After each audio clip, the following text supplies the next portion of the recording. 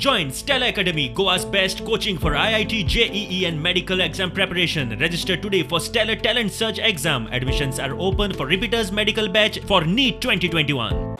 Elections in Bihar have become a benchmark for all of us, and Goa being a small state, ZP election. So we have to do consultation with the government now, and election can be held in December or in January.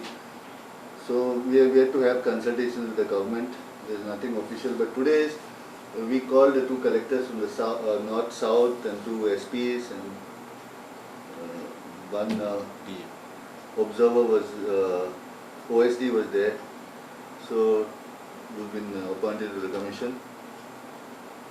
So we discussed basically preparedness. So last time everything was in place. Everything was in place, so except that it was postponed. So the ballot papers are printed, except for one countermanded election. Everything is in place. The staff have been extensively trained.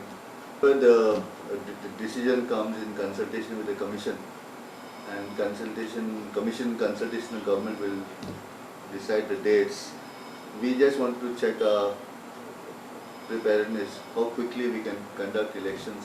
We have not yet begun consultation with the government, so we should be consulting the government anytime soon, and then we will see when to hold the elections.